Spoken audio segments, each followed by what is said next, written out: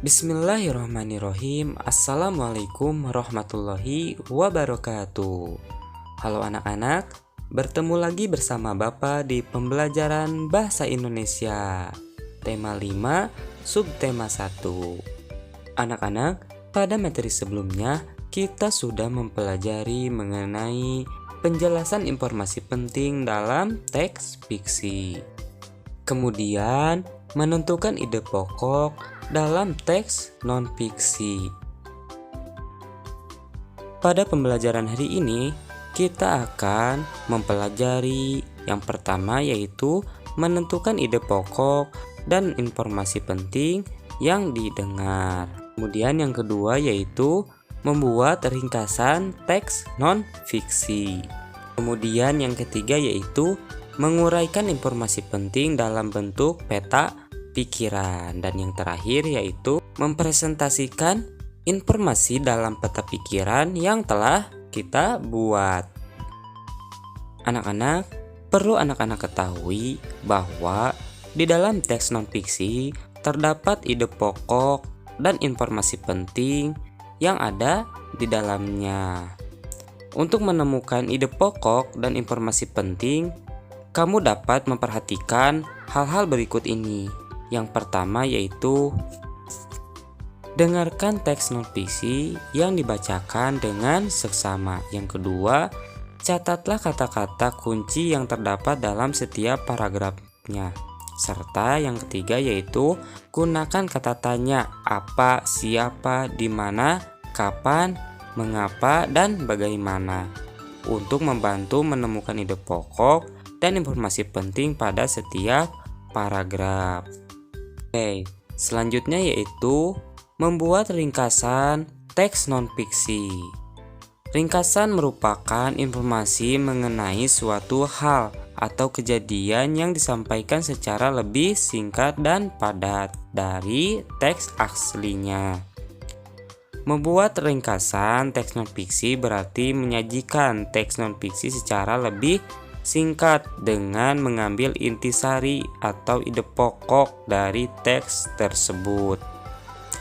Hal-hal yang perlu diperhatikan saat membuat ringkasan teks non-fiksi antara lain yaitu sebagai berikut.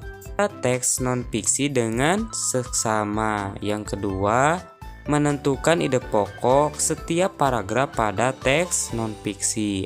Yang ketiga, menyusun ide pokok tersebut ke dalam beberapa kalimat menggunakan bahasa sendiri sesuai dengan isi teks non-fiksi.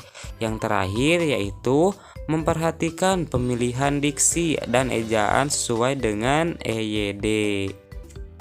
Anak-anak, jadi 4 hal tersebut harus kita perhatikan saat membuat ringkasan teks non-fiksi. Karena materi selanjutnya yaitu menguraikan informasi penting dalam bentuk peta pikiran. Anak-anak, sebelumnya kalian pernah mempelajari cara menguraikan atau menjelaskan informasi dari teks non-fiksi. Selain disampaikan melalui kalimat dan tabel, informasi dari teks non-fiksi juga dapat disampaikan menggunakan peta pikiran. Peta pikiran merupakan suatu cara mencatat kreatif dan efektif yang disajikan secara ringkas. Peta pikiran biasanya disajikan dalam berbentuk cabang seperti pohon. Nah, untuk menguraikan informasi menggunakan peta pikiran, kamu perlu menentukan ide pokok setiap paragraf dari teks yang disajikan. Kamu juga dapat membuat daftar pertanyaan untuk membantu menemukan informasi dalam teks tersebut. Membuat daftar pertanyaan dapat menggunakan kata tanya apa, siapa, di mana, kapan, mengapa, dan bagaimana. Setelah menemukan atau menentukan ide pokok teks serta jawabannya dari pertanyaan yang diajukan, kamu dapat menuliskan ke dalam suatu peta pikiran. Baik anak-anak, selanjutnya yaitu mempresentasikan informasi dalam peta pikiran yang telah dibuat.